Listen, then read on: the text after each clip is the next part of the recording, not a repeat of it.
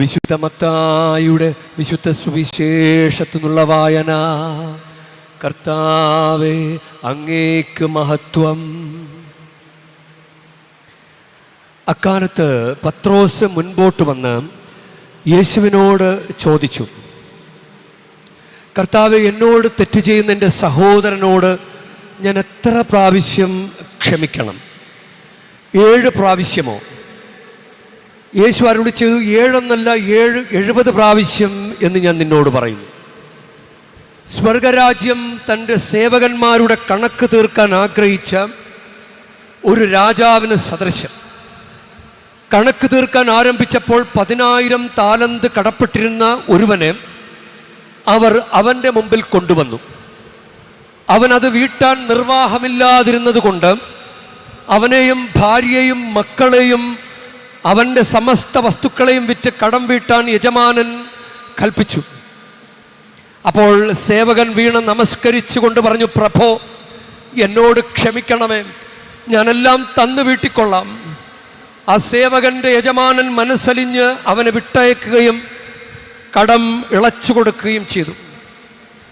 അവൻ പുറത്തേക്കിറങ്ങിയപ്പോൾ തനിക്ക് 100 ദനാറ നൽകാനുണ്ടായിരുന്ന തൻ്റെ സഹസേവകരിൽ ഒരുവനെ കണ്ടുമുട്ടി. അവൻ്റെ കഴുത്ത് പിടിച്ച് ഞെരിച്ചുകൊണ്ട് അവൻ പറഞ്ഞു, എനിക്ക് തരാനുള്ളത് തന്നു തീർക്കുക. അപ്പോൾ ആ സഹസേവകൻ അവനോട് വീണപേക്ഷിച്ചു, എന്നോട് ക്ഷമിക്കണമേ, ഞാൻ തന്നു വീട്ടിക്കൊള്ളാം. എന്നാൽ അവൻ സമ്മതിച്ചില്ല. കടം വീട്ടുന്നതുവരെ സഹസേവകനെ അവൻ കാരാഗൃഹത്തിലിട്ടു. സംഭവിച്ചതറിഞ്ഞ് മറ്റു സേവകന്മാർ വളരെ സങ്കടപ്പെട്ടു.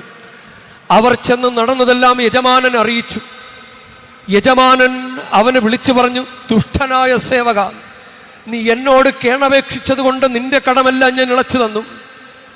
ഞാൻ നിന്നോട് കരുണ കാണിച്ചതുപോലെ നീയും നിന്റെ സഹസേവകനോട് കരുണ കാണിക്കേണ്ടതായിരുന്നില്ലേ? യജമാനൻ കോപിച്ച കടം മുഴുവൻ വീട്ടുന്നതുവരെ അവനെ കാരാഗൃഹ അധികൃതർക്ക് ഏൽപ്പിച്ചു കൊടുത്തു. നിങ്ങൾ സഹോദരനോട് ഹൃദയപൂർവ്വം ക്ഷമിക്കുന്നില്ലെങ്കിൽ എൻ്റെ സ്വർഗസ്ഥനായ പിതാവ് നിങ്ങളോടും ഇതുപോലെ തന്നെ പ്രവർത്തിക്കും. ഈ വാക്കുകൾ അവസാനിപ്പിച്ച ശേഷം യേശു ഗലീലി വിട്ട് ജോർദാന് അക്കരെ യൂദയായുടെ അതിർത്തിയിലെത്തി.